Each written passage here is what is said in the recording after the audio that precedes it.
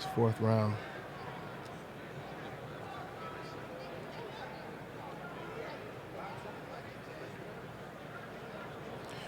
What's going on, guys?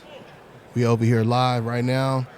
Undercard is going down. Curtis Stevens is beating the hell out of James Larosa right now, but Larosa is coming back, and it looked like he's trying to wait for Curtis Stevens to tire out. But it's a good fight, real competitive, and right now it is the fourth round. So it's going down, y'all. What's going on, y'all? I see y'all popping up right now. What's good? What's going on, Danny Jones? My man Junior Herrera, Ray Valero. What's going on, y'all? I got my man over here, Barbershop Conversations. We're going to go ahead and try to call some of the fight. I don't know if we're going to be calling the main event, but we are right now watching Curtis Stevens versus James Larosa. It looked like Curtis Stevens was about to knock him out in the first round, and now it's a competitive match. Yeah, James Larosa, man, he got a lot of heart because that was a firestorm he had to walk through in them first rounds, first two rounds that was. So we here at the T-Mobile Arena. Nice arena over here. This is actually the first fight I've actually covered. Oh, look at James Larosa. He flexing, sticking his tongue out at Curtis Stevens in the fourth round now. Curtis Stevens was beating the hell out of him in the first round, but it's competitive now. It is a fight. What's going on, y'all? I see y'all popping in now. We over here chilling.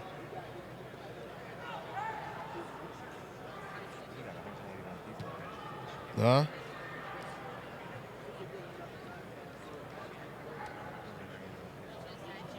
Yeah. Who was that? Let's see. I'll monitor all that stuff. Okay. Yeah, we got my man Fred over here, Barbershop Conversations to the right of me. It's going down, y'all. Pound for pound supremacy this Saturday, tonight, in another hour or so, we're going to know who the undisputed pound for pound champion is. Hey, Fred, go ahead and pick your mic up. Make sure we got a good mic check. Okay, let me make sure your mic is on. You ain't hearing nothing? Mike, yeah. Had you on mute. Yeah, turn it down? Yeah, turn it down a little bit. All right, hold on. Let me see. Hold on, let me turn down Fred's mic over here. I sound too loud? No, you're not loud. I'm loud. You good. Okay.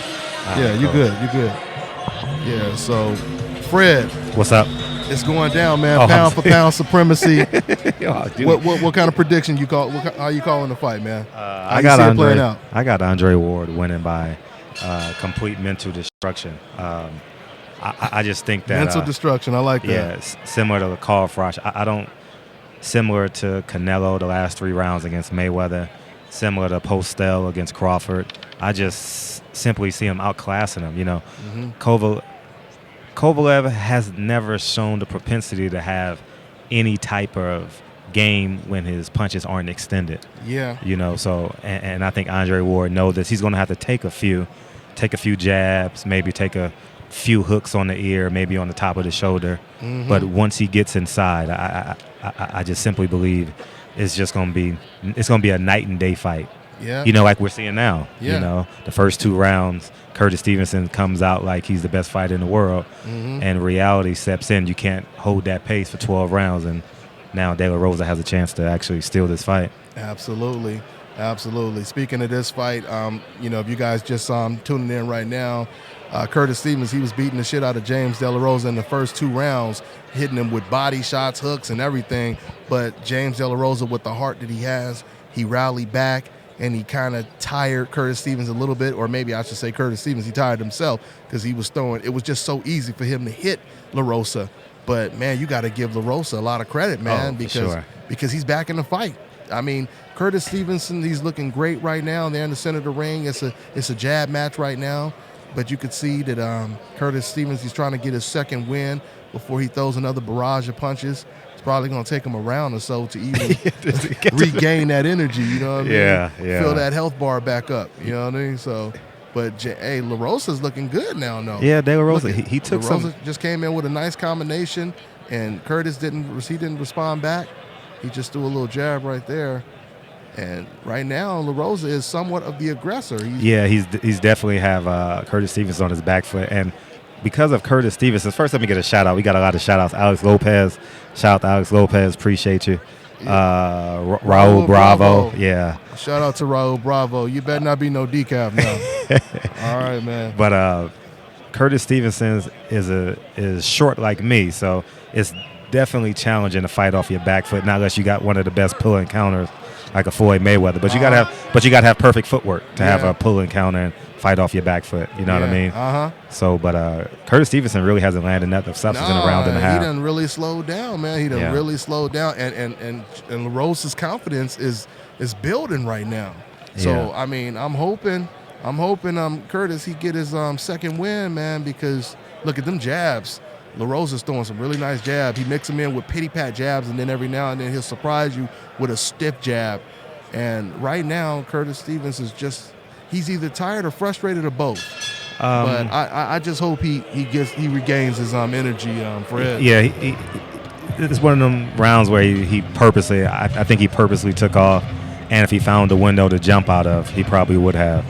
You know what I mean? It's like running a marathon. I'm not sure your subscribers actually run a marathon, but I've run a few. And you pick spots in a marathon, preferably you want it downhill or on an even surface where you can make up time. But Curtis Stevenson should come out. But what I find ironic is he stands up in between rounds, which I find. And so you guys know. So he can't be that tired, right? No, he can't be that tired. And so you guys know John David Jackson is his trainer. So Sergey Kovalev is in the locker room all by himself. Yeah. Hey, talk about the stark contrast of that. He trains Sergey Kovalev and Curtis Stevens, two polar opposites. And Curtis Stevenson is 100% Brooklyn. And if you guys want to read it between the lines, you know what I mean? He's 100% tough. 100% Negro. He comes off that way when you interview him. You know what I mean? And definitely stark contrast because you hear Sergey Cole. Many of your subscribers don't know how I feel about Sergey, but I think Sergey is. You can say it a million times if you want. Sergey Kovalev is one of the most hated boxers I've ever covered. You know what I mean? I went to his media workout. And I gave him a chance, Dante. I gave him a chance to clean up all the bad vibes so we can just turn the page and move on because everyone makes mistakes, including myself.